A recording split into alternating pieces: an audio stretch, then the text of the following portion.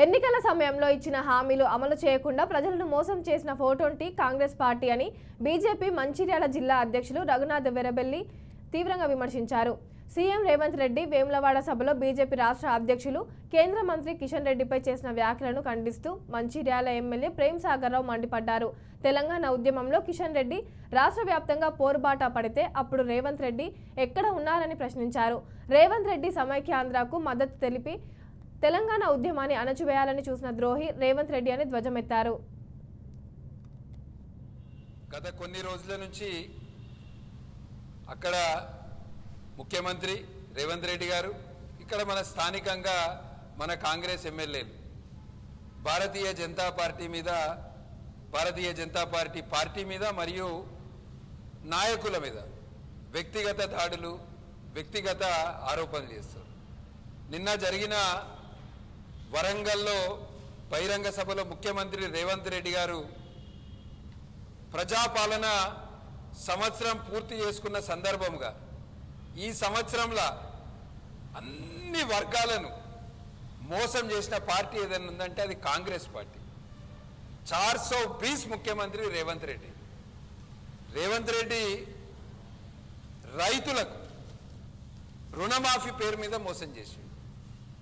రైతులకు సంవత్సరానికి 15,000 రూపాయలు ఇస్తానని మోసం చేసిండు. కౌలు రైతులకు సంవత్సరానికి 12,000 ఇస్తానని మోసం చేసిండు. కూలి రైతులను మోసం చేసిండు.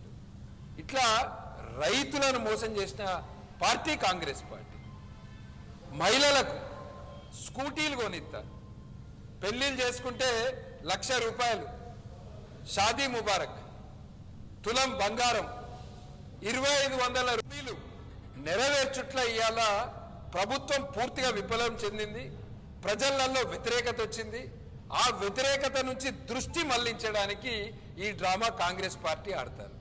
అక్కడ రేవంత్ రెడ్డి డ్రామా ఆడితే ఇక్కడ మన ఎమ్మెల్యే డ్రామా ఆడతాడు.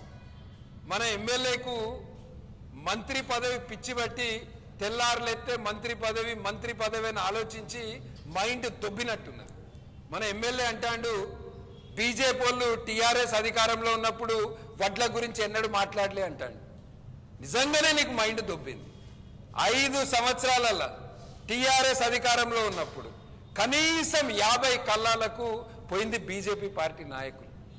నువ్వు ఏదైనా ఒక్క మండలంలో ఈ కల్లానికి బీజేపీ నాయకులు రాలేదు, ఈ కొనుగోలు కేంద్రానికి బీజేపీ నాయకులు రాలేదని మీ కాంగ్రెస్ పార్టీ నాయకులను అడుగు, మీ దండపల్లి జెడ్పీటీసీని అడుగు, మీ ఆజీపూర్ జెడ్పీటీసీని అడుగు, మీ లక్షపేటలో ఉన్న నాయకులను అడుగు, బీజేపీ వాళ్ళు రాలేదని.